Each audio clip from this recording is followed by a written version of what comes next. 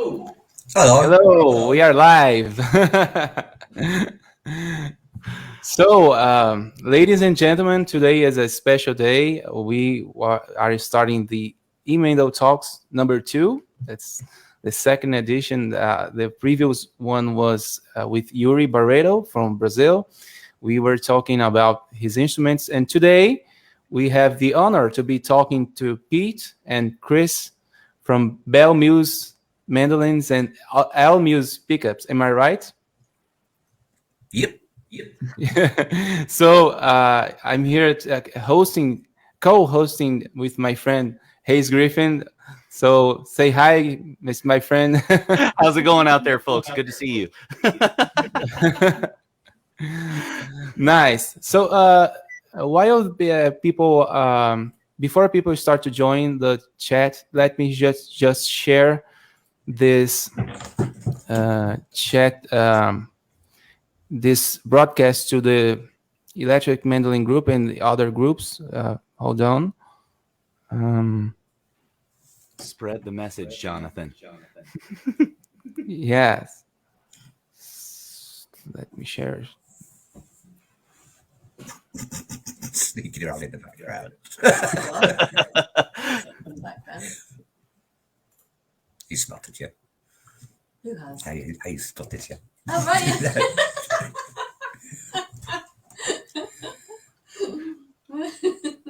That's great. Right. So let's go. People. Before people start to join. Oh, sorry. Something's happening. Okay. So we will start talking about the history about the brand, right? So we know that Pete is the one who started everything. So Pete, can you tell us how, when, and why did you start making electric mandolins? Well, basically, I just wanted one for myself, and I'd got this Warwick Infinity bass guitar, which I absolutely adored. And I thought, I'll make a small version of it. So I got all the right woods, made this little tiny Infinity, and then used what a lot of the luthiers used at the time, which was half of a precision bass guitar pickup. Now, the sound was absolutely hopeless. The balance was terrible. You know, the usual problem with the thin, the E string being weak. And I've got a bit of time on my hands, so I just started messing around, and I thought, I'm sure I could make something myself. And so I just started experimenting and had a few ideas, and it worked. Nice. So then I thought, I might be able to make a go at this. So I wound a few, and I looked on it, found the eMandos site, looked for a few of the American luthiers who were, quite popular, and sent them freebies, sent them free samples. Now then, who caught on? Andrew German, he had one and has used them ever since. Then he contacted Tom Marici of Moongazer, and Tom, he's really sort of like, we worked together on it. Like he made a few suggestions, and then he acted like my American agent for selling these pickups. And I thought, that's all right. So I thought, I'm going to make some more mandolins. And so I just built a few, stuck them on eBay, and the next thing you know, it took off. So basically that's it. You mentioned nice. You mentioned the Moongazer connection. Is that the Moongazer model? Well, they were basically, that was the model that I made for Tom Marici, because that was what he called it, Moongazer music. And so I made him a special version, you see, and I've just used it ever since. So. Yeah, that was actually the first one of yours that I had ever become aware of when I, had heard of Almuse and all that kind of stuff. Moongazer, I was showing you guys my eMando that I built a little while ago, and all the parts that I got were from Moongazer. That was like, so it was definitely my introduction to you, and kind of cool to hear the backstory that way. I didn't realize that he was kind of like acting as your like American distributor. Did that just happen after like Well, that was he bought a couple of your pickups and stuff? Yeah. that was Andrew German got it, mentioned it. Okay. So, yeah. And say Andrew's used my pickups ever since. So I mean, I've got That's some, a good got some endorsement on right there. I'm not used to using these camera things. Yeah. I've got a batch I'm doing for Andrew at the moment. Was that a five That's a string? 5, yeah. Yeah. Awesome. Yeah, and then I carried on for making instruments for probably about 10 years. But then I started getting problems with the hands from gripping too much. So in the end, I had to pack up instruments. But fortunately, I got to know Chris and convinced him that it might be a good idea to make little things instead of bigger ones. That's great. And that's where it all took off, really.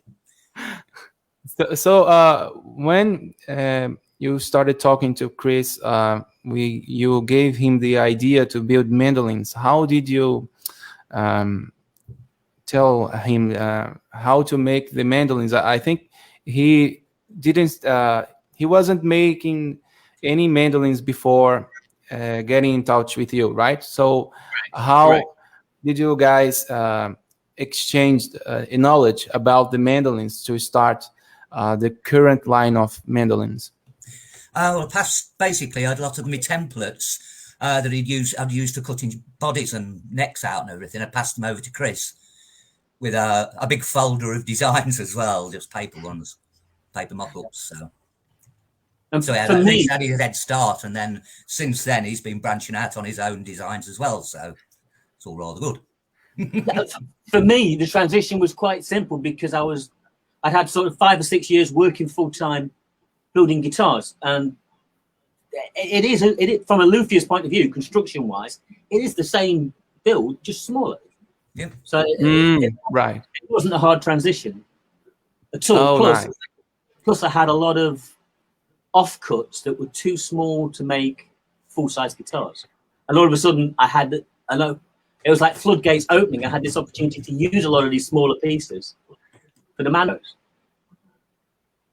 I never thought about that. That's a really interesting, because I know I've built a couple guitars with my friend. Like, we're just amateur idiots, kind of. I feel like starting out the way that Pete did. You know, it's like you couldn't find what you wanted, so we're just doing what we can. But that was a big problem with guitar stuff. You know what I mean? Finding the right cut of wood. So it's interesting that like that kind of in some ways expanded your possibilities, right? Because you can use all these cuts you never would have been able. They would have been scrap, right, or something like that. That's right, but I'm too tight to burn them, so I just I had shelves and shelves of stacking up a beautiful figured wood that was just slightly too small.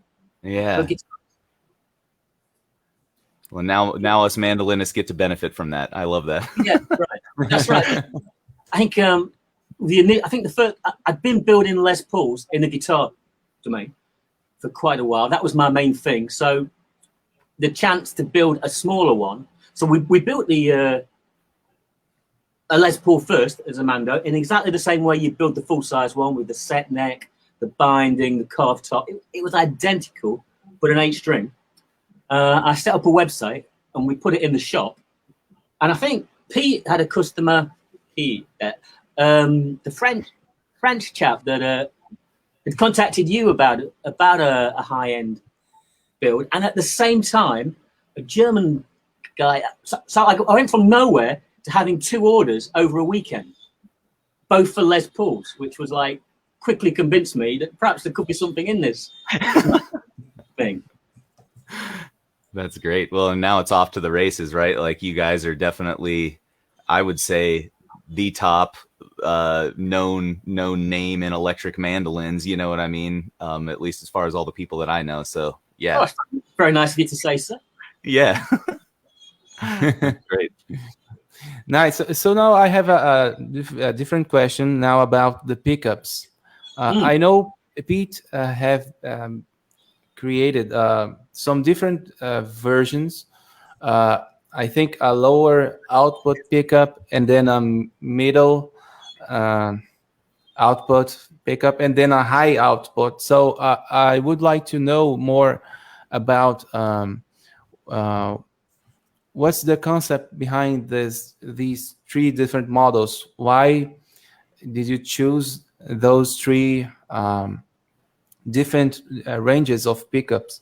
And could you explain us the difference in the tone between those pickup types? Well, basically, different musicians have different ideas of what they sort of want tone to be. Some people might be playing rock and want a nice distorted tone, and some people might want just a nice clean, sort of Stratocaster-ish sort of sound. So I just did a few steps in between.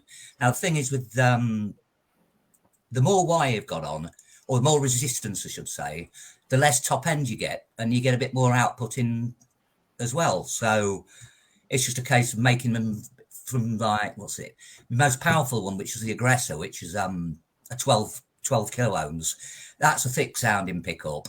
And then I go down to about a 5K single coil, which is more like Stratocaster-ish and bright sounding, and also single coils are brighter sounding than humbuckers anyway. So I'm just covering the range, really, for whatever the musician wants. Well, the feedback I do hear very, very frequently after I sell an instrument with the Almuse pickups in is how balanced the strings sound. They're expecting a weak high E, and they are just so endeared. They're just so surprised, pleasantly surprised at how well the four strings balance out with your pickups. Oh, that's my secret. I didn't ask how. Right, really early on. What was it? I can't remember the name of it.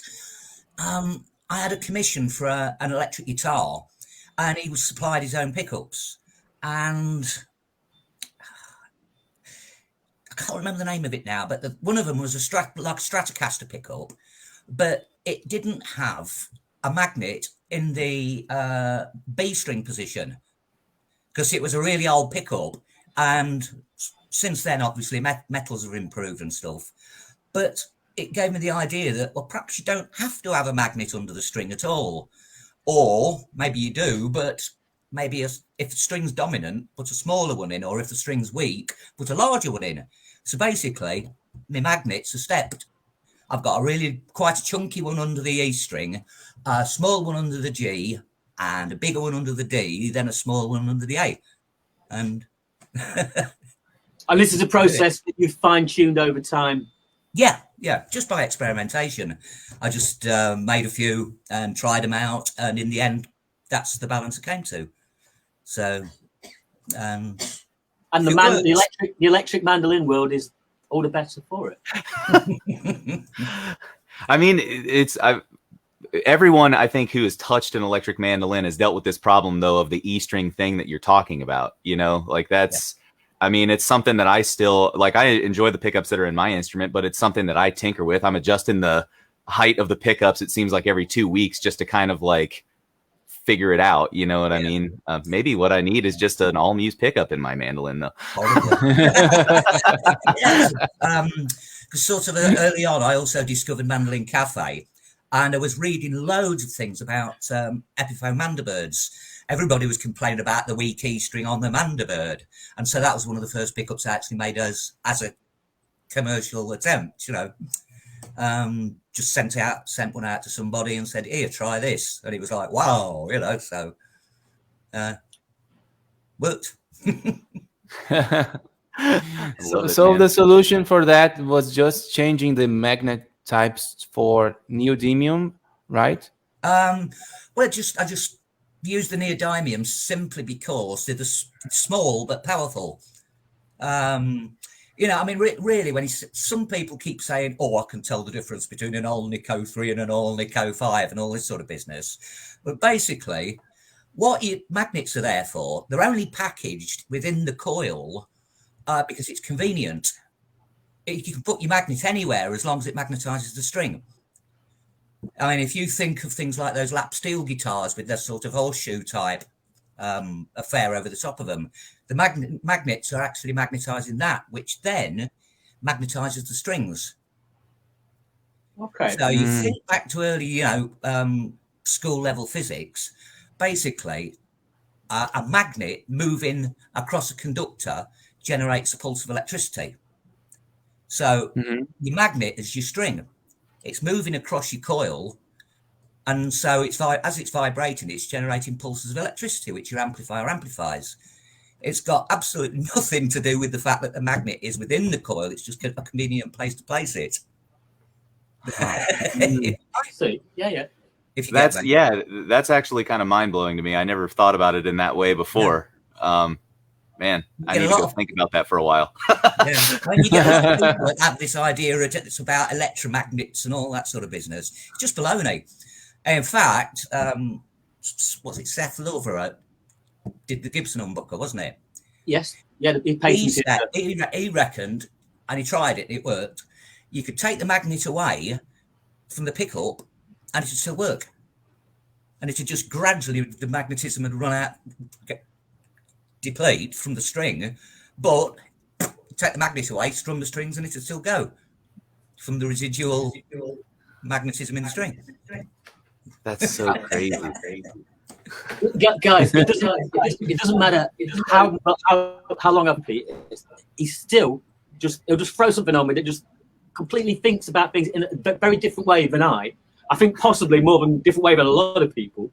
And it doesn't matter. Just when I think I've gotten used to it and I understand, he'll throw something else at me that just, wow, that's on a different level of understanding. I don't know, but it's awesome. I mean, that's got to be inspiring for you, though, Chris. Like, right, as a builder, to have someone with that kind of knowledge, right? To you never have to worry about the electronics on your instruments. You can just make them pretty and playable, right? The Almuse pickup, I can relax knowing that side of thing will be right. It will play evenly across all 4 or 5 strings. The customer, the end user, is not going to have a problem from that perspective. Yeah, really cool. Excellent. So before we move to the next question, I just want to tell people who are watching us now that if anyone wants to make any question about the mandolins, please type your question here and we will be able to answer anything. Okay. So move on to Chris a little bit. Chris, can you tell us about your latest release, which was the Whitewood series, right? You have one right behind you. So we want to know about the latest release first, and then we will move to other models. Okay. Well, the Wildwood, what we call in the Wildwood series, is a multi-laminate neck-through construction with ash wings. Down to that. This one's a 5-string. Turn that round. So we've got the full neck through there. Nice heel. And I love the heel there. That lovely carved access. So you've got full access to the top. Yeah. Awesome. They've all got a tummy carve here, and the elbow carve there. That side, yep. That's really nice. As standard, with just a single pickup, 1 volume, 1 tone, truss rod access this end, so we're not having to weaken the upper area. We've got the offset dots, which is it's a cosmetic thing, but I like the look. Yeah. Yes. And I genuinely believe that this method of construction is better. I mean, it's better than the bolt-on or even the set neck. When you've got a through neck, the transfer of tone, it's just even, and it just makes for a stronger build. And also any seasonal or humidity variations, because you've got the multiple laminates here, as what any twist that may develop to go one way, the opposite place will stop that. So it just makes for a more stable the most stable construction method that there is. The downside to this kind of build is if you get, as a builder, if you you make a mistake at a later end of the build, the whole build becomes scrap. You can't just take off the neck and replace it. So maybe it requires a higher skill level to build. I don't know, but it's as far as I'm concerned. I would like all our builds, to be this method of construction from here onwards, because I genuinely believe, this is the best, most stable, best sounding method, way to work. Whether or not it's in a clear finish like this or it's a solid color, doesn't matter. It's just, I mean, to me, that is a sexy car. Yeah. I would never play below the 12th fret if I had an instrument that looked like that at the heel. I would just want to be touching the heel all the time. You start at the octave. Yeah, exactly. Yeah.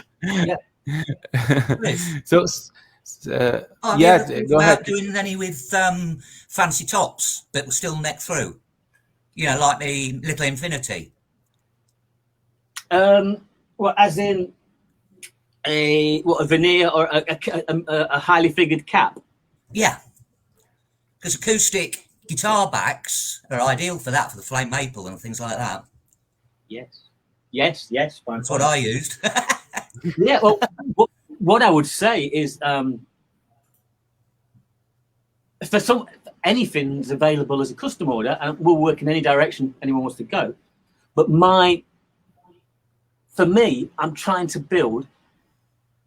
think slightly, maybe a little bit more about running a business that incorporates my passion. But passion on its own isn't going to put food on the table week in, week out. I've done that for a long time. Yeah. I'm trying to just tailor things in something that I can build quickly and keep the price down. Yeah. And what I'm aiming at is just putting as many of these hand-built luthier instruments into as many people's hands as possible. And by keeping it simple without going into the figured top, without laminating the tops as well, this seems to be that perfect compromise of a lower price point. Yeah. And the faster production. And I think this method right here is the way that I can get as many instruments out the door, quality instruments.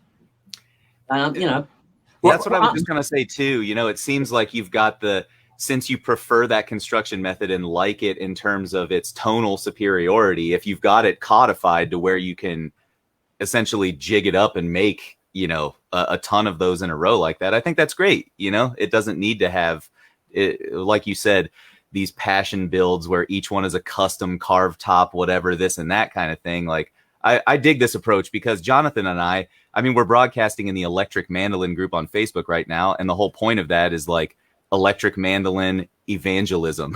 we want people to know about this instrument and to continue to play it and stuff. And I think the way that you're describing constructing these instruments supports that mission. And I'm all about it, Chris. So keep doing that, man. The way I see it, I mean, I think the 4-string version of this, I'm selling them we're selling them at something like $695 at the moment. And to me, that is less than twice the cost of a mass-produced Chinese instrument. And yet it's high-end luthier hand-built. Now, if you think about the guitar world, you can't get a high-end custom shop build for only twice the cost of a mass-produced one. You're paying 5 times the cost, 6, 7 or more. So I think right there, it's only less than twice the cost of a Chinese one. You'd be a fool not to. Yeah. I'm in. I love it. Yeah, you think that right. I'm not. It's from the heart. I'm speaking from the heart because I believe in this and I believe in how we're doing it. I can tell as you're talking, man. It's like the passion in your voice is very evident, and I really respect that. So Chris, I have another question about. You have a standard positioning for the pickup, right? I've noticed you position that pickup, the only pickup at the middle. Can you explain us why you choose when you put just one pickup to an instrument. Why do you choose that particular position?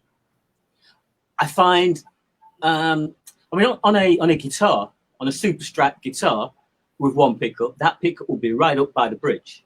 And I've built a few Mandos that way, but I find it can just sound too harsh, a bit tinny. And there's nothing wrong with the pickups. It's just my positioning of them. So again, my thoughts are to keep costs down and to get as many instruments through the door at a lower price point. We're going to go with one pickup, and if you're only going to have one close up to the bridge, just a little too harsh, too bright, perhaps. Now, there's nothing wrong with that when you can flick to the neck pickup for some warmth. But when you've only got the one, I've just found that right in the middle seems to be the best all-rounder. You can still roll off the tone and get it a little duller. You can wind the tone up, and that to me just seems to be the best solution. I mean, personally, for my own builds, I'd have two pickups. And if I had two pickups, I'd put them in the regular position. But I'm trying to keep the cost down, and therefore one pickup is the way. And in my mind, put it in the middle, and it's the best balance. What do you think about that, Pete, as the pickup guy? Does that make sense? It's good, because you probably somewhere near halfway between 12th fret and bridge, aren't you? Which is going to be better for the harmonically. So, yeah. Maybe a little bit further south. A little bit further south, but it's still going to be better than near the bridge or near the neck position. Yes. Okay. Yeah. See, again, he's thinking about harmonics and not tone. Physics guy. Yeah. Well, and I was just going to ask about that, Chris. That Pete's kind of thread there put a question into my mind. Like, is there some kind of formula that you use to determine that pickup positioning, or was it more just from like experimenting and and experience with your builds and kind of just the years? There's no for me. It's I'm less about the maths. I'm more about what I hear and what I feel. It comes through. How the vibe, warmth, but because Pete's pickups are so good, I know it's going to be right. It's just when that side of it's going to be covered, so I just got to position them right. As I said, I would prefer. And the way you said it was a bit further south than that, don't forget a lot of the time somebody's probably playing in the first position and shortening the strings anyway, aren't they? Oh, wow. He's done it again. He does this to me. Look at this guy. Pete, the mad scientist, here to keep us straight, man, Awesome. So, Chris, can you show us the other models you have close to you? After I can see, sorry, my English is a work in progress, so sometimes I forget what I'm supposed to say in English. But I see you have other instruments next to the Whitewood one. So can you show us those other two instruments you have there? Over here, we have the far more traditional approach, which is the EM style build, which bound. We've got a figured top, which is a book match, and it's carved. We've got the tom bridge, which is the production methods of that. I both really slid straight across from the Almuse way that Pete showed us how to work. But it is a time-consuming build, both from woodwork wise, but also to make these tom bridges with individually adjusting tone, intonation. It's a time-consuming process, whereas the far more basic Strat style fixed bridge on an L plate, in my mind, it's not quite as pretty, but it's equally functional and much quicker to build. And if it's quicker to build, I can put them through the door at a lower price point. And again, coming back to that, I want to get as many quality mandolins into as many people's hands as possible. And little compromises like that, moving away from the tom bridge for some of the lower end models. But yeah, this is EM. It has a lot of fret. There might be just shy of 24 frets on that. Set neck. We've got the Oh, full nice. full scroll. Underneath here, we've got a little steel reinforcement piece because these are known for breaking at that point. I'm an acoustic mandolin player too, and that always, like, if you see anyone with any damage to their F style, it's always that piece snapped off. You know, like they set their case down too hard on the ground or something. You know, and it's just like, so that's cool, man. Yeah. We just something we touched on earlier. But I put what's called a steel. I think you'd call it a biscuit joint. Now John was talking about biscuits earlier, but I don't think that's Yeah. Oh yeah, that's reinforced, and we got like I love this kind of I love spraying a burst. So we've got the burst, one burst at the top, a second burst here, a third burst here, and then a final burst on the front. So I love spraying the burst. It gets that artist in me. It's an outlet for that artistry. So, but to build an instrument like this, I'm having to sell it possibly 3 times the cost of our Wildwood ones. And although I love doing this kind of build and it fulfills the artistry and the passion, I'm just not getting them into enough people's hands. So I started off doing a lot of work like this, a lot of the set neck stuff, but people have got the interest, but just not everyone has got £2,000 to spend. A lot more people have got 500, 600, 700 to spend. I'm just, I made a conscious effort after maybe a year of work to sort of to see, basically based on what has sold, what hasn't sold, what gets interest, to so changing production methods. But yeah, so that's the other end of things. That's the high end with all the features, with the fingerboard binding with nibs. That takes time. Yeah. Everything has a hand-cut bone nut regardless, but the fingerboard binding with nibs. On our Les Paul models, very similar, but we have the trapezoid mother of pearl inlays as well. Again, ultimately time-consuming. I'm not saying I don't want to be doing it, but yeah, it becomes cost prohibitive.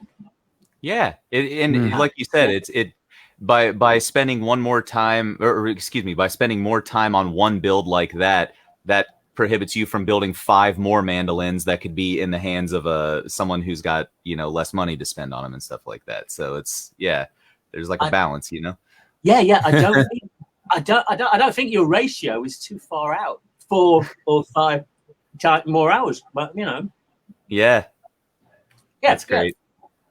Moving over, this one was interesting. I got a commission from an American client who asked me to build a travel mandolin. Interesting.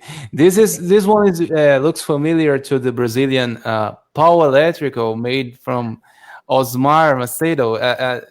Their first prototype of the so-called guitarra baiana, which, by the way, for those who are not familiar with that name, it's how we call the electric mandolin in Portuguese. The direct translation would be bandolim elétrico, which is also right. But we Brazilians use more the term guitarra baiana because it's the guitar from Bahia. It's the state where the electric mandolin started to boom in Brazil, So it's very similar to that concept of the first ones. Osmar and Dodô, the pioneers of the electric mandolin in Brazil, they didn't want a body, so they would purchase the electric instrument, which actually was a cavaquinho. They used a cavaquinho tuned like a mandolin because the measurements were the same. The acoustic mandolin and the cavaquinho, they have about the same size. But Osmar was a mandolinist. He wanted to play with just single courses in the electric instrument. So he would use a cavaquinho neck, and they removed the body. And there's a famous story about that. They went to a local store to buy a cavaquinho, and is this cavaquinho good? And the store seller said, yeah, this is excellent. So let me check that. So he did just this to break the body on the table of the store, and they break the instrument. So the store owner was crazy. He ran away to call the police, and no, it's okay. I will pay for that. I just need the neck, I was just kidding, but I will pay the whole price. So after he paying for the instrument, the store owner started, oh, do you want to see those other instruments? You can. He started to offer the other instruments after that, so you can break in as much as you can, as long as you pay, Yeah. So you're not coming in my store with that attitude, mate. Yeah. Is that how you made yours, Chris? Did you just like snap the sides off of a regular electric mandolin or something? Oh man. So go ahead. That was just a little bit of curiosity. Yes, as the commission came in, the sort of criteria was a travel build. Function over form, and the client would have been perfectly happy with a rectangle body. But I said, no, we can. I actually believe from the get-go I can give you function and form. And here, this area here, this will sit on your lap nicely. And I thought the controls had the potential to distract from the design. So what I did was I put his. I thought we could do that there. That's neat. Oh, nice. So you got your volume. He only wanted a volume, no tone. Okay. And you can reach that whilst playing quite easily. So he's got his volume. We've got the jack here, and it wants not a coil tap, a series parallel switch. And again, I didn't want it sticking out on the front, so I recessed that on the top for him. Oh, nice. It's a very, very clever design. I was pleased with it. It was lovely that I had a client that would allow me the creative freedom to do what I thought was right. And because sometimes when clients interfere, you can end up with a design that didn't go how I wanted it. It doesn't go quite how they wanted it, and it just ends up as not flowing. I thought this because he left me to do whatever I felt was right. I think it has come out as a great, as a great design. The only problem we've got that I'm working with is neck dive. It happens. It's got to happen. I've built the bridge out of thicker material, and I've been trying to add some weights underneath the bridge to offset, but it turns out however much weight I add, it's not enough. So what we're doing with this now is attaching a metal bar to bring the strap stud to where it would traditionally be on a normal instrument, and that is what we're doing. But I'm going to have to design that. I'll make a beautiful curved steel bar, but it will have to be removable. So, for playing down like this on your lap, it'll be fine. But for stage work, you clip on using it will clip on using a shallow style strap lock button. So you can clip it on, it will pivot, sit flat there, and pivot to the normal position. So this has been a lovely build. It's been a lot of fun. And Alan, if you're watching, thank you for your patience. But when you get these, mate, it's going to tick all the boxes and more. So yeah. I think Alan will be watching. If he is not watching now, he will be watching very soon. He's a very participative. Is that word right in English? He's very present in the group. Yeah. Alan plays mandolin. Yes. You can't forget a person with that name on Facebook, right? Yeah, right. Yeah. So I have some videos Chris sent me to show other instruments. Okay, so I will put the screen in the screen. So Chris, please, could you explain about each model in the meantime while the video is showing? Okay. Let me check. How can I do that? No. You're not going to tell me what they are. first, are you? I've got to make this up. Nope. as we Yeah, go. you're just guessing, buddy. Yeah. So this is the first one. Okay, this is a double cut model. Wenge wings. Multi-laminate neck there. Ooh, yeah, I remember that. That was a lot of work. There's some maple in there. Maple, some purple heart. That was quick. Was that like a scarf joint on the neck too? Yeah, like it looked like it was. Actually, Yeah. 1 minute. I have that exact model here. Ah, nice.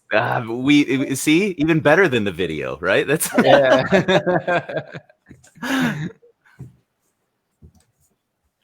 And of course, the Yeah. scarf, Wow. the multiple scarf joints that you were.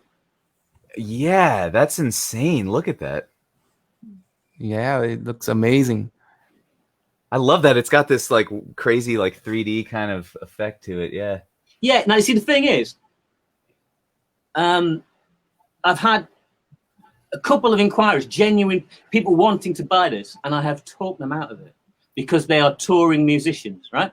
Now, this amalgamation, this amount of different woods, if you allow humidity changes, which any working musician will do when you come in from a cold boot, you don't call it a boot in the States, do you? Trunk. I know what you're talking about. A trunk, yeah. yeah, onto a hot stage and then back 2 hours later. This is just a problem waiting to happen. Now, I've talked to the people that have asked to buy this, and I've said if it's going to be on your wall in your home or in a studio, then this will outlast you. It will last as long as any other build. But out on the road, this kind of construction, I just didn't. I talked them out of buying it. Yeah, but like you said, just to clarify, like if it's a traditional kind of neck through design with the like laminates and no scarfing and all that stuff, Correct. then we're good, right? Yeah. This what you've got here is a ridiculous amount of different joints, but it's purely art for art's sake. Yeah, I like that. And within a studio or a controlled home environment, it's gorgeous. But it's a display piece, isn't it? But I just would not recommend that on the road. Now, a neck through multi-laminate or longitudinal, different story. Yeah. I'm glad you called me up on that.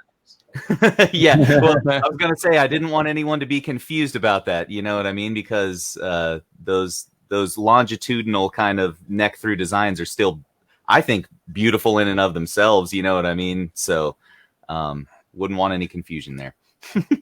Thank you. Nice. So there's another model called the Cherry. So let me show it full screen.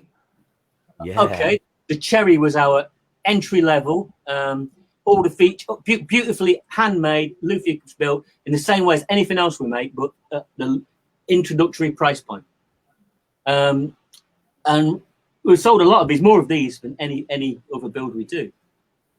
But it's a bolt-on neck, and we still build the cherries, but I'd like to think the Wildwood model will just be. That would be my recommended step. Really, I wouldn't go with the bolt-on neck. If you've got a choice within a similar price point, just for folks out there that are watching or listening or whatever, what is the maybe price difference between one of the cherries and then like one of the Wildwood models, like a bolt neck versus a neck through kind of thing? Yeah, okay. We do the cherries. The cherries would be our starting point at 495 pounds UK, and the Wildwood at 695 for a four. That's both for fours. So it's close. It's close. And don't get me wrong, they're great builds. The cherries are great builds. We sold more cherries than anything else. But and they're wonderful. It allows, because pretty much at 495, that's you're getting a hand built instrument. That's within very close costing to a Chinese mass produced instrument. Yeah. No, that's just under $700 for a like American. You know what I mean? For something like that, which I think those, Gold Tone makes one that's right at that price point. Like like you said, there are all these Chinese ones that are out there. Like, yeah, I'm going for the Belmuse. There'll be something wrong with you, sir. In fact, if you didn't, we shouldn't be having this conversation. Get out of my Yeah, life. right. Exactly. Yeah. That's good. So let's go for the next model. Another double cut. Oh, I remember this. This is lovely. This particular build ended up with a chap in Canada. That oak, the oak veneer, it's like 1/4 inch top on that, is from a church, reclaimed from an English church. At least a couple 100 years old. It's a lovely build. See, this is like looking at my family photo album. Is it?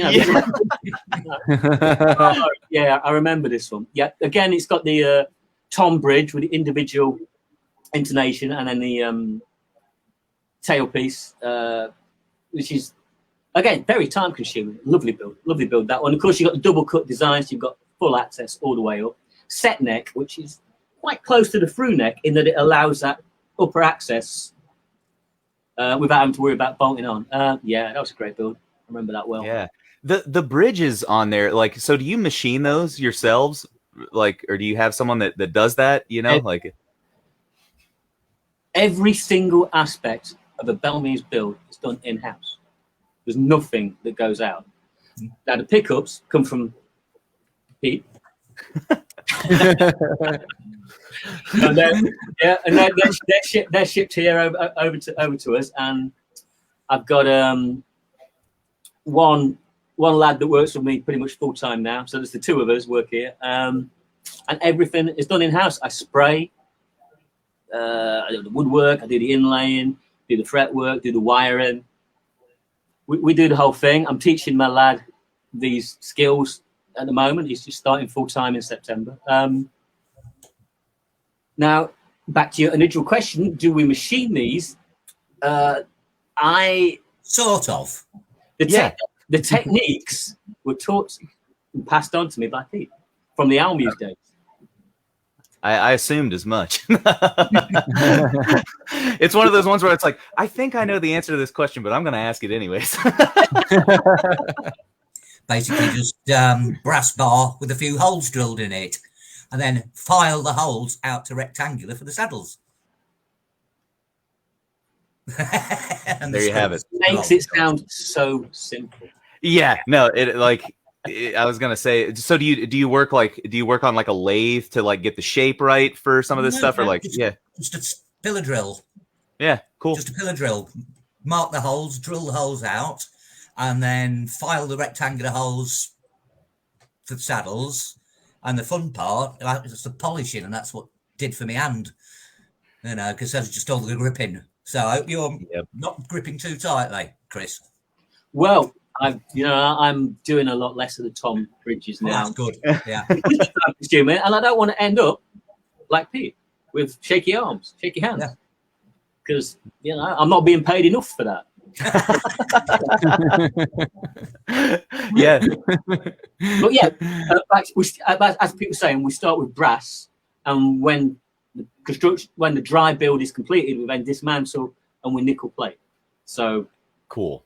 And that's some more really schoolboy chemistry lab kind of chemistry, nickel plating. It's not hard, it's not advanced, but it's something I've only maybe touched on whilst I was at school. Never thought that kind of stuff would come back into my life. Here we are 40 years later, and it's and Pete's showing me these techniques. Yeah, that's great, man. I love it. This is it's just cool to see somebody doing all of this stuff in house. You know what I mean? To like take it from beginning to end, like literally every part has you in it. You know what I mean? And that's really that's really beautiful.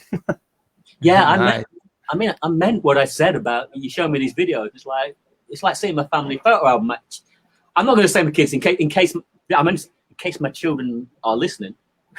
There's nothing like that at all, kids. But yeah, so there's a little bit of me in each one that goes out the door. That particular wooden with the oak finish, that one that's now in Toronto. That was a lovely build, and just because I visited, I think it was Edenham Church, and I visited the church and I selected the timber that they were clearing out, and it was from beginning to end. It's all got a bit of me in there. There's a bit of that church behind you as well, isn't there, Chris? That's right. These doors are from the same church. Well remembered, Pete. But some things I'm prepared to let go. But I draw a line on something like this. That's just they're mine. They're mine. That's awesome. Nice. So I moving to the next instrument. I think this next one is a bit familiar. So let me show. Yeah, there we go. There's the EM. Yeah, the carved top, 3-color tobacco burst, nitro finish, high gloss. Yeah, we've got the scrolls up there. The P90 pickup that Pete designed. The Tom bridge again. Simple volume and tone. I think we have a PIO capacitor in there. Lovely carve on that top. Lovely carve. Very pleased with that. And the binding, of course, bringing the binding to a point is not an easy thing to do. I love that. Yeah. Yeah, the nibs and fingerboard binding as well. Sorry, Hayes, go on. Yeah. No, I was gonna say that's lovely stuff. Like I mentioned before, my best friend is a luthier, and I try to do some stuff. You know what I mean? But just looking at like you said, the binding, that binding an instrument is ridiculously complex to get it perfect, and that's seamless, man. That's great stuff. well, thank you. Yeah, there's a lot of mistakes on the journey. Where we're at. Yeah, well, just like everything, multiple failures lead to successes, right? So that's how it goes. Yeah. No, I've had this conversation a lot over the years, and people asking, are you self-taught? Do they learn under anybody? I don't think in this day and age anybody is self-taught, because it's all there on YouTube. You've just got to have the intelligence to select the good information and disregard the bad information. But YouTube, it's all there. If you want it, it's there. I've added to it. I've got tutorials on how I do certain techniques. I like to share what I've learned. There'll be little things I keep to myself, but generally, nobody's self-taught anymore, unless they haven't got the internet. Yeah, it's the truth, right? No, I don't think you are. I mean, you said that, and I kind of laughing on the inside, because like when I built my E-Mando with my buddy, like he's a luthier, but there's problems we ran into. You can bet your butt we're sitting there in the shop with the wood on the table, like staring at my phone, like watching a video, like how do we get our way through this one, So the answers are always there, aren't they? Yeah, it's funny. It's crazy. And if they're not, that means you're just using the wrong search query or something like that, right? That's right. Yeah. Although all these processes at the time when I was studying YouTube, I was building guitars. I think since I moved into the Belmuse environment, in the mandolin environment, I don't think I've had to do any research. Everything I've learned on guitars, and now I've just adapted them and moved them over to a smaller scale. Yeah. Well, and luckily, when you're working with mandolins, you have the expert at your disposal right here, right? So. And I still ask Pete. I'll have an inquiry about something that's slightly left field, or just a slightly different scale, or Pete's the go-to. Chambert Messenger, PM. Pete, have I been asked about this? What's the best approach? Yeah, that's awesome. Yeah, nice. So we have a different instrument, right, for the next video. So please, Chris, explain us which instrument is this? Oh yeah, that one. Yes. Wow. I'm just going to take my time and just enjoy this brass, aged brass hardware. I think it was a 21.5-inch scale. Customer specs the inlays, fingerboard inlays, with the Rickenbacker style, but opposing, one from left, one from the right, alternating. He was particularly happy with this. Wow, yeah, I remember his excitement when he received it. Yeah, that's got an oak neck. I just noticed. Yeah. Rosewood fingerboard, maple inlays, the 5-string. I think it was a low C. So is that an octave mandolin, right? Octave mandolin, correct? Yes. But on a 21.5, it's slightly longer than we'd normally do an octave. Is that right, Pete? Yeah, it's more like a tenor guitar, really. Yeah. It is crossover. No, isn't it? tenor guitar. Yeah. Like a hybrid kind of design or something. But you use the same scale length of a tenor guitar, but you tune it like an octave mandolin, right? The same mandolin tuning, an octave below. Is that correct? Yes. I mean, I'd have to check my records because I keep notes of every build of how we set them up and what was needed. That's right. It's, as Pete's saying, tenor guitar kind of size, but a mandolin, as John pointed out, mandolin tuning. And the guy was I went to Turin, Italy, and the guy said frequently, you know, when my customers, clients, you know, when people inquire, I'll ask them, you know, what kind of music they're playing. Oh, they'll tell me anyway, whether I ask or not. And but he sent me some video clips of the band, and you know, it's wow, not always my style, not always my thing, but I will try and make the right instrument for the situation they're in.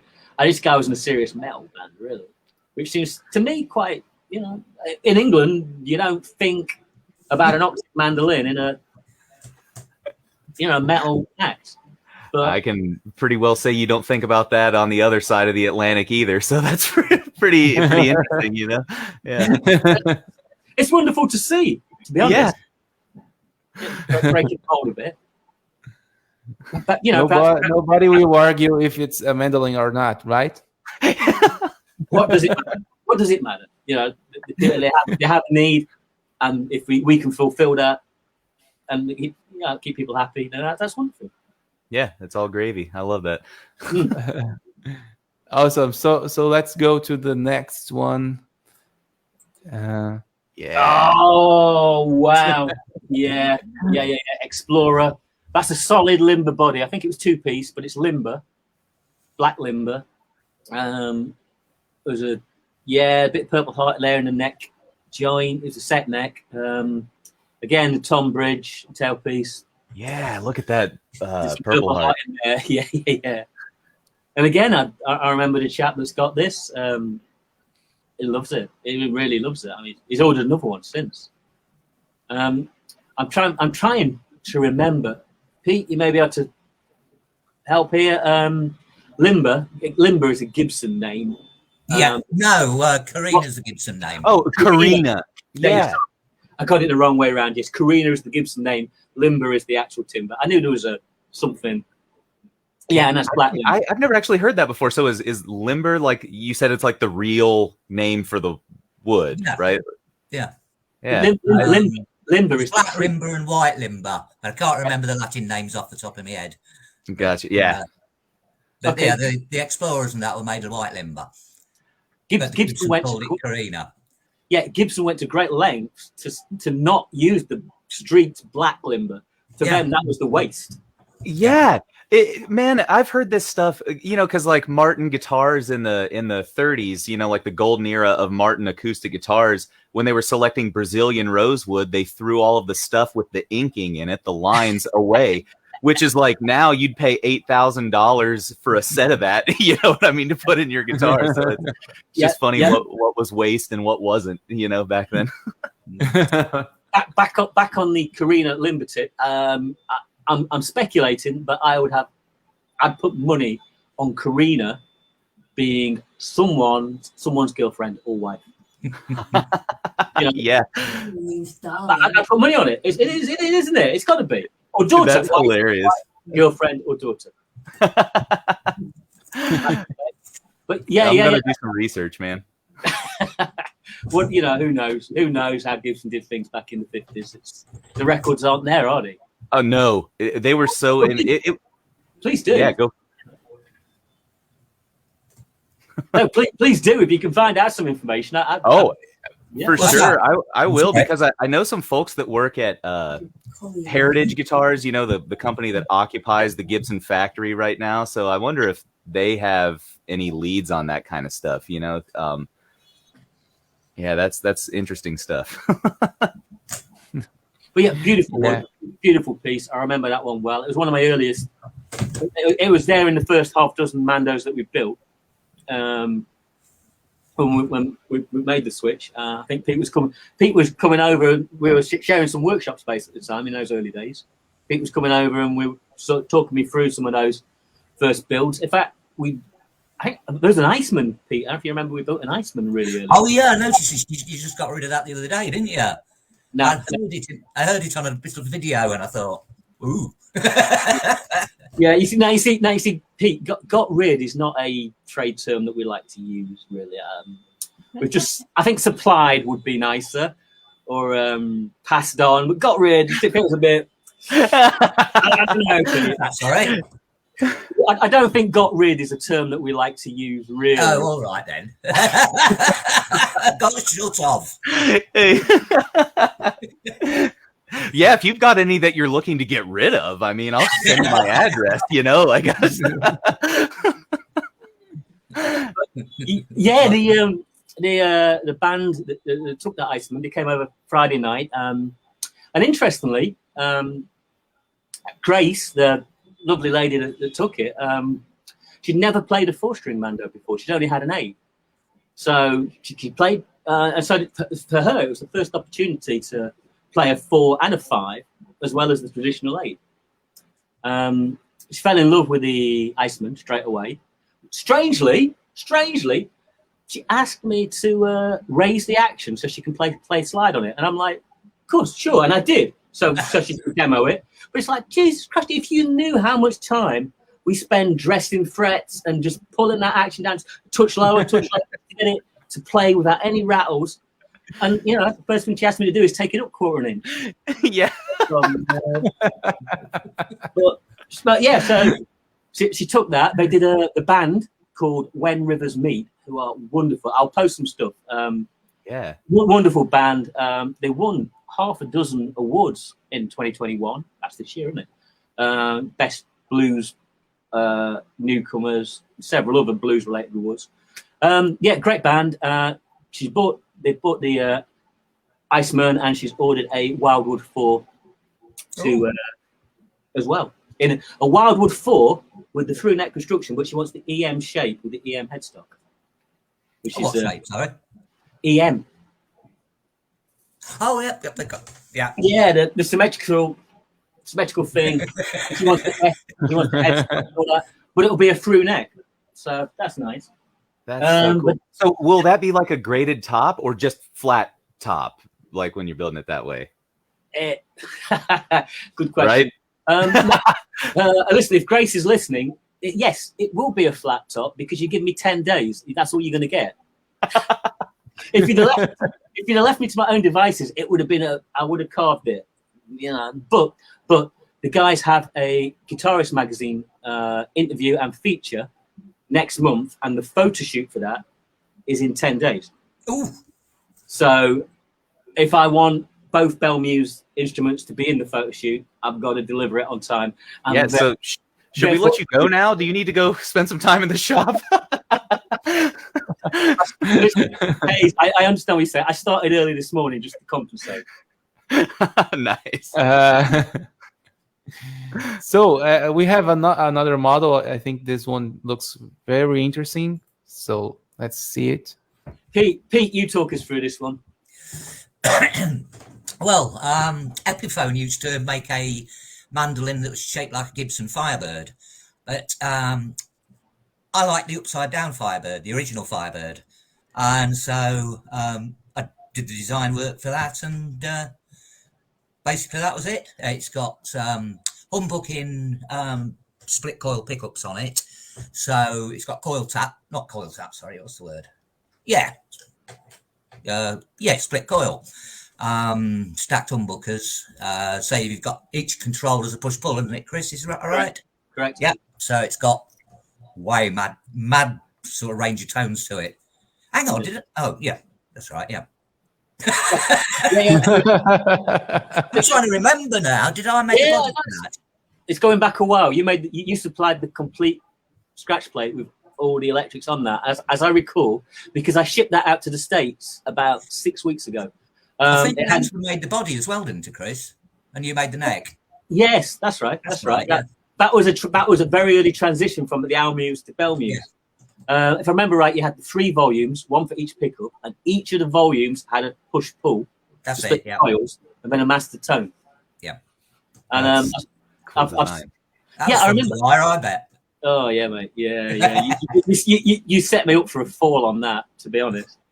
But yeah, we pulled it off. In fact, the new owner, posted a picture in the Electric Mandolin group on Facebook recently, and I had a chat with him, and he's delighted, absolutely delighted. And that's what matters, isn't it? You know, you come from here, from the heart, and it ends up somewhere else in the world, and it moves a complete stranger in a special way, and it's a nice thing. Yeah, It awesome. really touches me, you know. Yes, excellent. So there's another model here. Let's see this. There you go. Yeah, left-handed Esquire. Left-handed telly build, single pickup, so we'd call it an Esquire. Yeah. That particular one's got an oak neck. Tortoise shell pick guard. Just waiting for the. In fact, I think I've changed one of the inlays on that because it's looking a bit faint. That's a wonderful build right there. It's on the wall behind me, just there. That it actually, it's got that telly tone. That will cut through the mix on stage. If you're in a band situation and you're trying to compete with a loud ass guitarist, that will do it. And it will. That's the one. Yeah, but it's a lefty. We try and cater for the lefties. In an ideal world, I'd build one of everything in a lefty version as well. But I'm running a business here. I can't have that much stock sat on the shelves. But I always have one left-handed build in stock, just ready for the right guy to make the call. You mean the left guy? Yeah. It's amazing how versatile the tone is as well. Yes. That precision pickup. It's you've got- wiring. Yes, it's got the 3 position switch, but with a single pickup. So you've got the multiple tonal variations. Well remembered, Pete. Yeah, I'd forgotten about that. So can you run me through that? Like, as far as, so you've got the pickup selector that gives you tonal options, but does that one also have a tone knob on it as well? And like, what's the difference between all that kind of stuff? Yeah. I think one of the positions cuts out the tone control, but it's just wired exactly the same as a Fender Esquire. Okay. So it is a really if I was to buy an electric guitar and it was a choice of an Esquire or a Telecaster, I'd probably get an Esquire. Yep. It has the volume and tone as you'd expect, and then there's one pickup position that as flat out everything.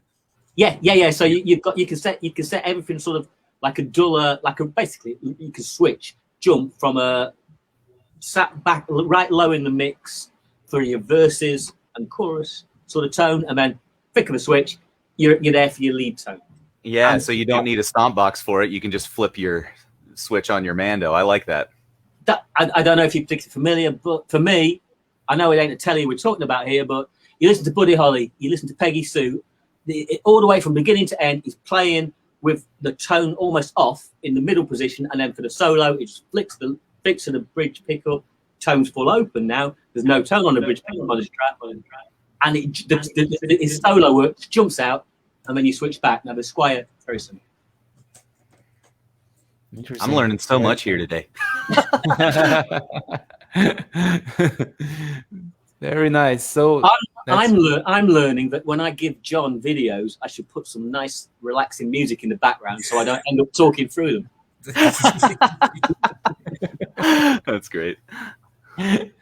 So let's see the next model. Oh man, they keep coming. What are you doing to me? Here you go, Les Paul Jr. Double pickup, faux binding on that one. It's a spruce top, and it's it's a hollow body as well, so it really resonates. So lovely sound. Standard burst on the back and the front, so you got that free burst where I burst the back of the headstock, I burst the back of the neck, I burst the back of the body, flip it over, and I burst the front. It gets that. Yeah, I'd forgotten about this one. This one's out on loan actually. Nice. Yeah, and it's got the aged nitro finish, so you can see that you got a lot of checking in the paint there to give it that kind of. I saw that on that, like it was the third to last photo. There was some kind of lines in the finish that I saw. That's neat. Yeah, you see that.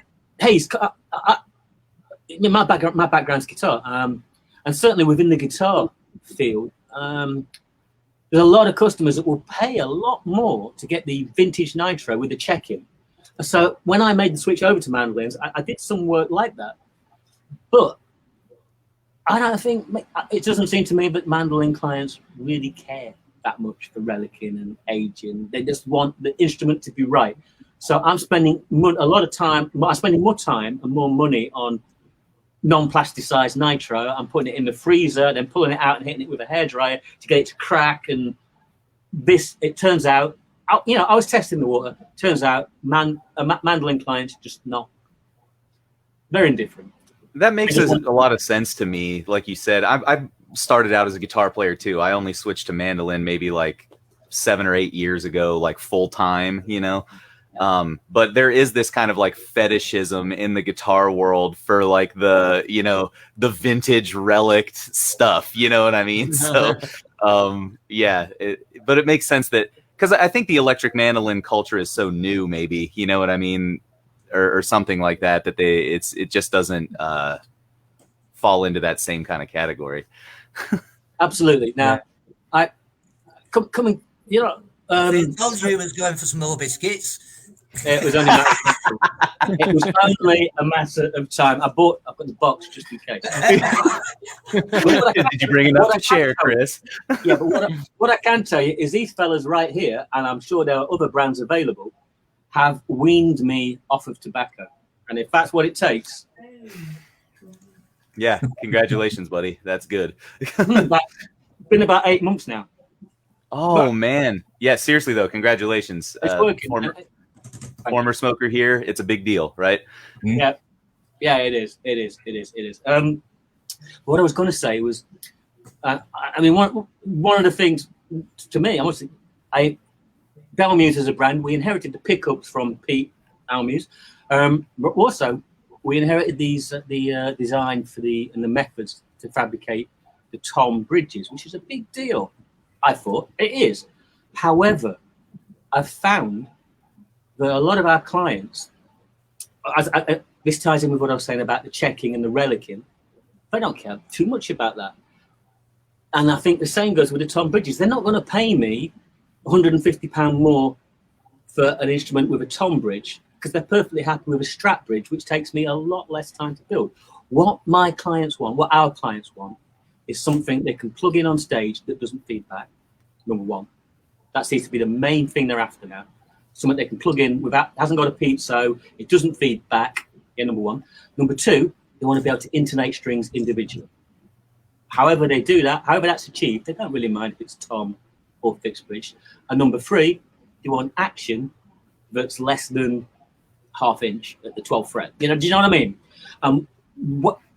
I've had to find a way to give them all those three things, which is individual intonation, no feedback, and great fretwork at as low a price point as I can get. And I'm not, they aren't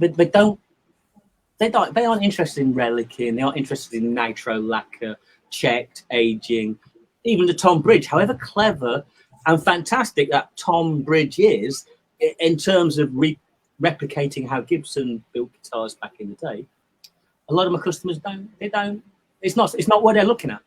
They've got a checklist of things they want from an electric mandolin, and a tom bridge ain't on it. Yeah. So, and that's no disrespect or anything to you, Pete, with the methods that you were using. Hey. It just isn't making it. Basically what I was doing was making like little brothers and sisters to people who'd probably got a big guitar, so they'd commission a one to go next to it, like a little SG because they got a big SG or That makes a lot of sense. But I mean, the other thing you'll find with Pete here, that everything comes from the heart. It's a passion, and that passion came across in every single thing Pete does. Comes across in every single thing Pete does. And I've tried to take as much of that on as I can, whilst at the same time trying to be a little more business orientated. Yeah, like you said, you have a business. I mean, it's like you said, you can have the coolest bridge design in the world and all that kind of stuff, but if it's not what the people are lining up to buy, then there's a negotiation you have to make there, right? Nobody, don't get me wrong, nobody hates the tom bridge, but just don't. Yeah, right, it doesn't matter to them as long as it can individually intonate strings. So it's quicker and easier, and I can get more instruments through the door with a Strat style fixed bridge on an L plate, bass plate. That's how we're going to be. Yeah. I for the nerds like me, there's still a tom bridge, and I can like buy it, and it's great. You know what I mean? Absolutely.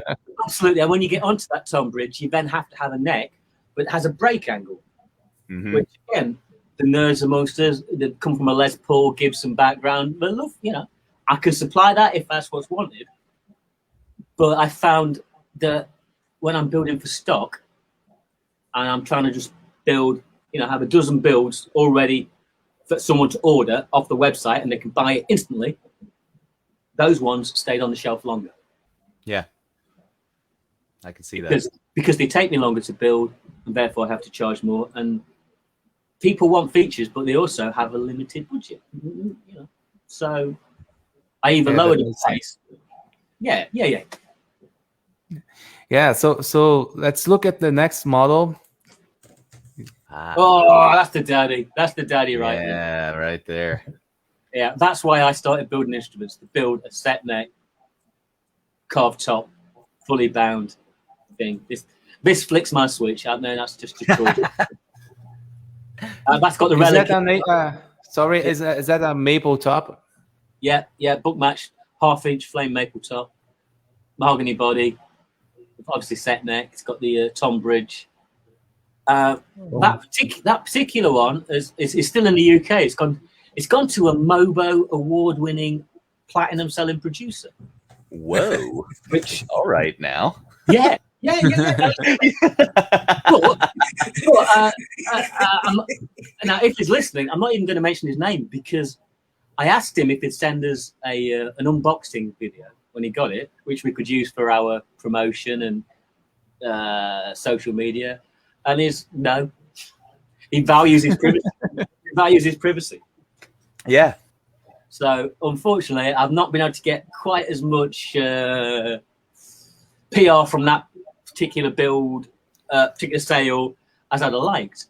But knowing that someone who's reached that level in the industry is very happy is wonderful. And I know he's happy because A, he's told me, and B, he's gone on to commission another build. So that's that says it all right there, I think, right? It does. Yeah. I would still like to have been able to post some pictures on the Facebook group, but everyone's different. If this guy's a private guy and he just wants to make the music and isn't worried about the social media side of things, then fair enough, isn't it? Yeah. Yeah, interesting. So move on. We have now another different instrument. So how many more videos have you got, Joe? Yeah, jeez. Okay, Mandola, 18-inch scale, I believe. I don't know if that sound right, Pete. 18 and a half, maybe. Ash body. We had a split series parallel switching. This particular one had a bolt-on neck. Tummy tuck, arm carve, satin nitro finish. Yeah, lovely. They're tuned not exactly 1 octave lower than a regular mandolin. Was I right about the scale, Pete? Something like that. 18, around 18, isn't it? Somewhere around that. Yeah, I've got that one on the wall, just there. Oh yeah, all the way to the right. Yeah. Again, in fact, that was one of my personal builds. Let me just show you this. What I didn't put in the video is it's got a double. It has a double scarf joint on because I like that. Yeah. But I wouldn't want to. Sorry, there you go. That's so cool. Yeah. So you got the double scarf joint in the middle with a triple laminate between it. and then another mahogany and maple. Where are we? Here you go. Which join, which goes through the neck, and then the volute, which is just like another thing there. See, I didn't put that in the video because these aren't the sort of features that I would want to sell to a gigging clientele. You know, for my own personal build, for something that's, as I said earlier, this kind of joints, it's art for art's sake. There's no need to have these here. They serve no purpose. So for my own builds, I know these are staying in my house. The humidity is controlled. These are lovely. They attract a lot of attention, but I wouldn't want to look. Let's face it, people. We all know, you know, we use our instruments, we play instruments. If this fell off its stand, all four of us know it's only going to break in one place, and that's right there. You know, so if I sell these, it's a accident waiting to happen, and I know it's going to come back. You know, you're gonna have to repair it later, right? So Yes. It's great. I gotta say though, Chris, you might be having the opposite effect because it's like he's like, I don't want anyone to buy these, you know, and it's like that's gonna make people want it more. You know what I mean? Like, people after watching this interview will order you just that design. No, I'm like typing in the private chat now, like Chris, how much for a triple scarf joint neck? You know, three words for you here, gentlemen. Sold as seen. No warranty on that kind of joint. I can't, you know. Which is why I don't put that kind of work into production models. Yeah, that just doesn't instill confidence, right? So you don't want to do that. Listen, it would probably be fine, but we all know if that instrument fell off its stand, it will break, and you know where it's going to break. Yeah. Whereas a through neck thing will bounce, and you'll pick it back. A through neck like these, that falls off its stand. It's going to bounce back up, and you're going to pick it back up and carry on playing. And that's the sort of thing we need to be building. You know, it's all right, Chris. You've convinced me. I won't order the triple scarf joint neck. Okay, I'll get the regular neck through design. That's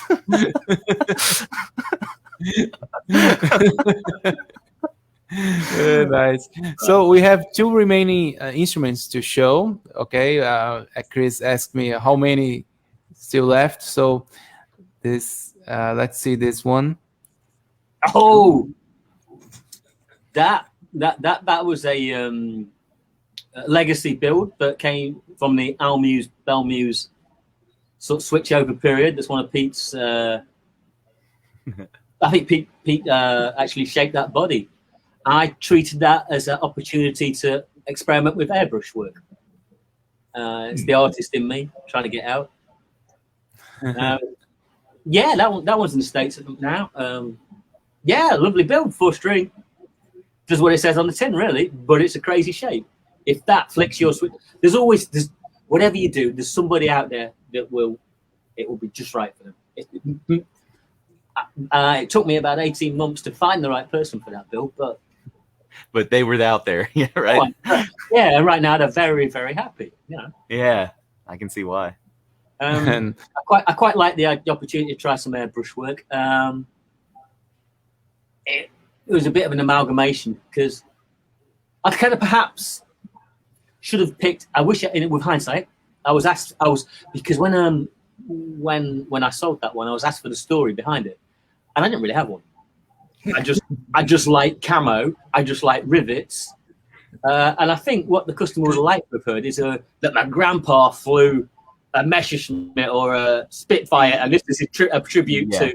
Well, it's not. You know what I mean? It's just some random camo work. But with hindsight, I perhaps should have found a story and stuck to it, or I should have found a Spitfire and replicated it. Do you know what I mean? Yeah. It's just one of those. Next time. Nice. So the next instrument, it's a very classic design, and let's see it. Yeah. Oh, there you go. You saved the best till last, I think. Yeah. Vintage Strat. You got the Almuse pickups there. I cannot. I mean, I haven't got one here because when I build these just sell immediately. Most of them have been commission builds. I cannot overstress how similar to a genuine Strat that these sound. It's got the Awesome. exact tonal variation, the switching between the three pickups, the middle, the neck, the sort of middle and neck, that kind of thing. This is the as Pete said earlier, the baby brother or the little baby sister to a genuine Strat. I've got no doubt that the people that order these have also got the full size Strats, and they want that little brother thing, and it does sound exactly like it. With Pete's single coil pickups, particularly, he's beautifully replicated the. I don't want to say real thing because there's nothing unreal about what we make, but Yeah, you know where I'm saying from. I know exactly what you mean. Yeah, I've had similar conversations with other people about modern pickup builds and stuff like that. Like, yeah, you're the real deal. You can say that. Well, fact, yeah, okay. These Mando Strats, I think that word term's probably being used by someone else, and we shouldn't be using it. But these little Mando Strats do sound exactly as the full-size guitar. Nice. So does that model has that some sort of twangy tone, right? It does exactly I what love that. you'd expect from a Strat. And Excellent. Oh, I would love to see the sound of it. Unfortunately, you don't have any of those right now in your hands, right? No, they go too quickly. You know, Yeah. they don't stay on the shelf very long. Well, Chris, if you're ever looking to get rid of one, you can always just send it to me, and I'll do a demo for you. You know. Well, this is the thing, guys. I mean, I don't know about the three of you, but like, obviously, on the top shelf here, you're both players. Down here at on the bottom line, I ain't much of a player. You know, I perhaps thought I could play Mando until I met some of my customers. It's like, wow, yeah, actually, no. I've always been. I realised I've always been a guitarist that's just learned 3 chords on a mandolin and that's it. You know. Yeah. Yeah. I find myself frequently, as in, sort of 2 or 3 times a month, where I finish a build and I just don't have the abilities to do a video demo as good as the instrument deserves. So what I have started doing more recently, I've given up trying to be a mandolin player, but what I can do is take a 4-string mandolin and transpose some classic guitar riffs onto it. Now that I can do. I've stopped trying to think as a mandolin player and just trying to think, okay, I'm a guitarist who has a mandolin. Let's play some guitar riffs. Now, I could do that well, but it takes a bit of distortion. And I've killed me. Okay. The gain goes, the gain goes up sadly, and I don't do his pickups the justice that. I can't do the clean demo in the way that perhaps I'd like to. So hey, perhaps we can organise something. I think we should. Yeah, but either way, buddy, it's going to cost you. Yeah, dang it, no, dude, nothing in life's free. I've learned at this point. Exactly. We can sort out some preferential rates, but I'm gonna come across this a bit. It's unfortunate, but it doesn't matter who you are. In general, I'm not a huge multinational, and I can't give anything away to anybody because it's took a week of my life to make that. And I was gonna say, I've dealt with this with I've had students or people that I mentor that are like they're always like, how do you get endorsements? How do you get this free stuff? How you know what I mean? How do you get free stuff out of builders? And I'm like, dude, those guys are making a living. Like they're just like, it's like when someone comes to me and asks like, hey, will you play this gig for free? Like, no way, man. That's like sorry that exposure bucks don't pay my rent. So yeah, man, I'm with you on that. Anyone out there who's listening, pay these guys all of your money because they deserve it. Yes. It's difficult. It's difficult. Yeah. I've had a couple of these situations where I know there's a couple of players where I know if I gave them an instrument, there's no certs, there's no definites, but them playing my instrument would raise my level of, where am I going with this? It would do me good as a business. Yeah. If some of these guys were playing my instruments. However, it isn't going to do my family any good because there's no food on the table this week because I just gave this week's work away. Exactly. You know, and it's getting the balance. What I've settled on with that balance is, in fact, just this week we had the discussion, and the particular artist we're talking about was quite happy to go with it. And what I said was, here's the figure I need, this amount of money.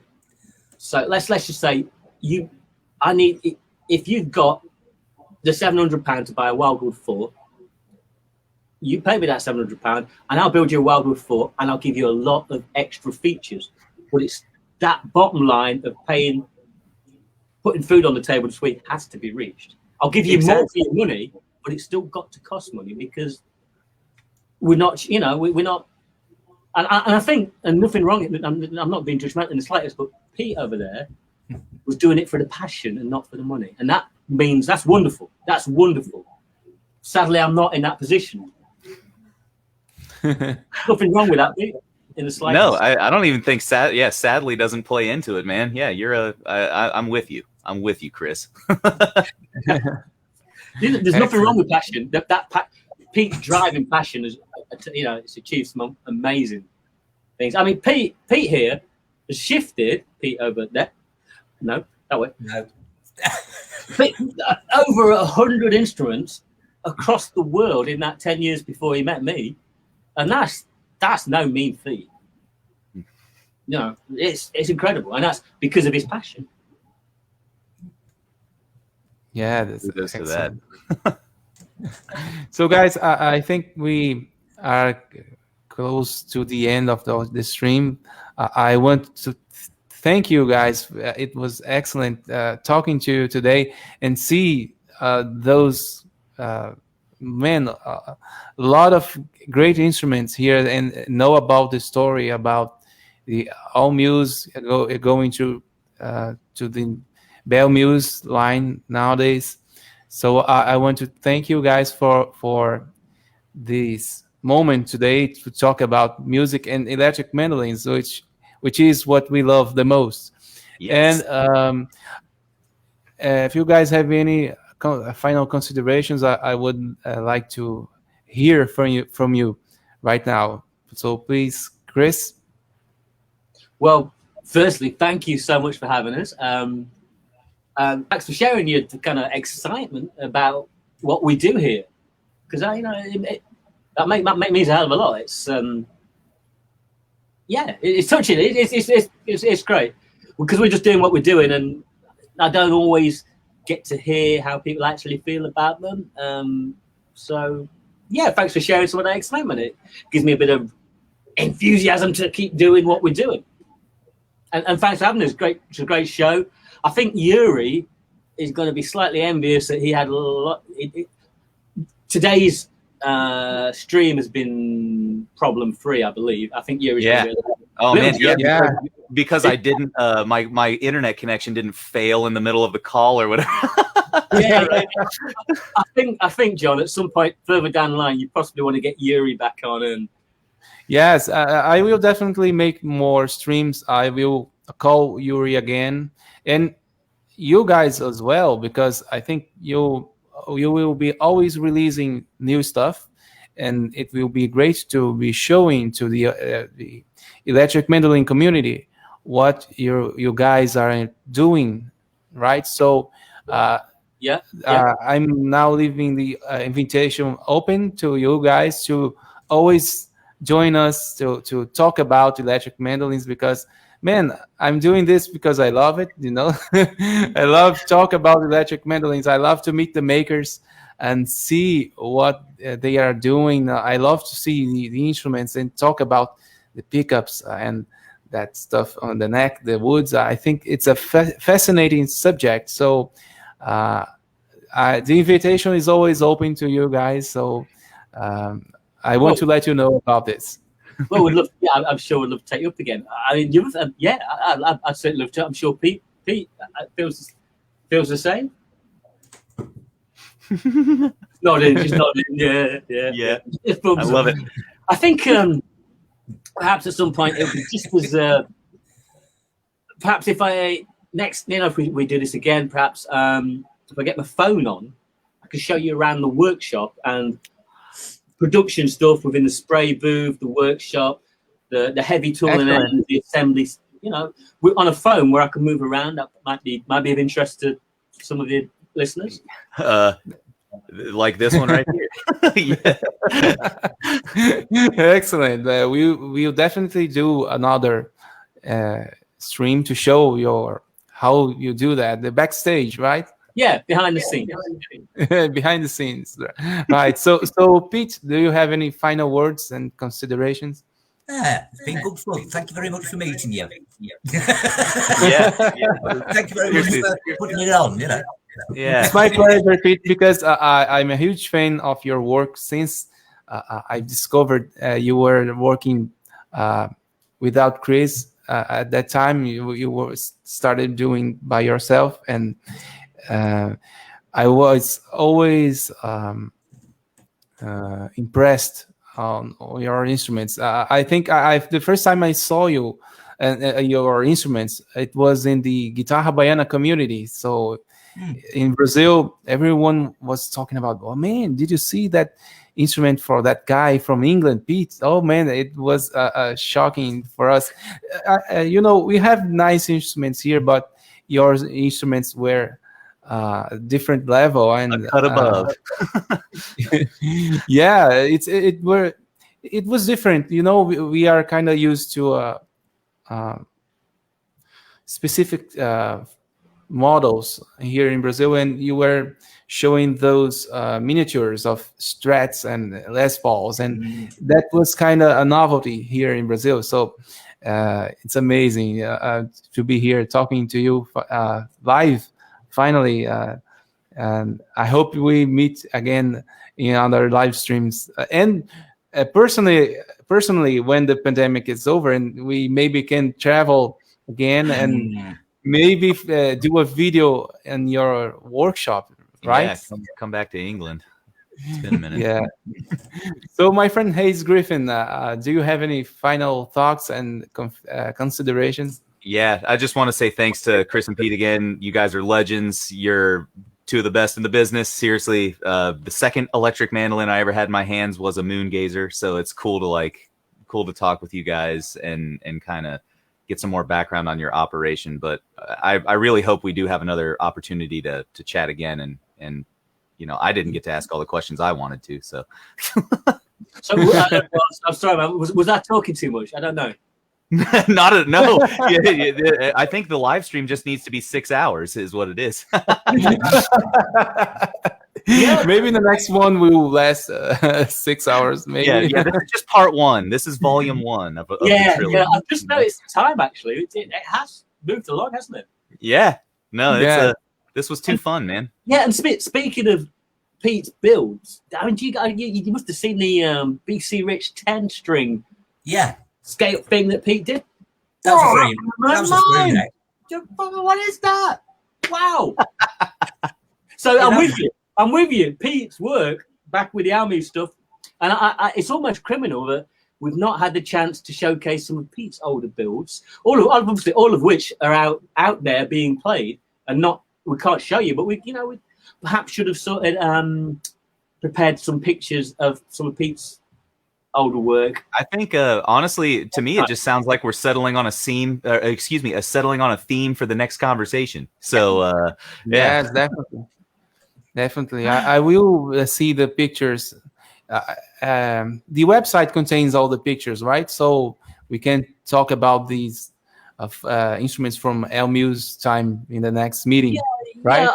I think there's probably at least you couldn't say all by a long any means, but there's at least 20 of the older Almuse builds on my website, just there to showcase what's come before, really. And if anybody wants to commission them, they could be built again.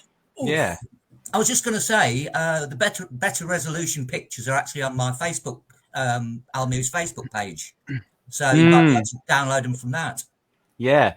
We can just link people in the comments to the Facebook page after the stream too. That would be a good idea. Yes. Yes. By the way, I was almost forgetting to say, people, which is your website, right? I think this is a correct address for Yeah. Belmuse. And for those who want to check the Almuse, I think it's just change for this one. I think this is the That's correct. Yeah. correct. People can see the older instruments and also the pickups, right? That's right. Yeah. And the pickups are still available to order now. I mean, that's the one thing that Pete is continuing to do with the Almuse brand is the pickups. Yeah. I believe. Is that right? That's right, Pete, isn't it? I'm still making the pickups. Yeah. Yeah.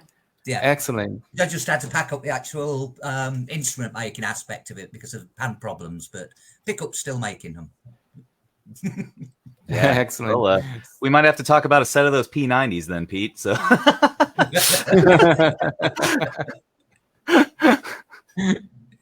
So guys, excellent. So one more time, thank you for joining us today, and we will be talking again soon, I hope, and making more live streams for people in the electric mandolin group and community and other channels as well. So thank you guys. See you later. Bye. We will be ending the broadcast now. Ciao. Peace. ciao. Thanks for having us.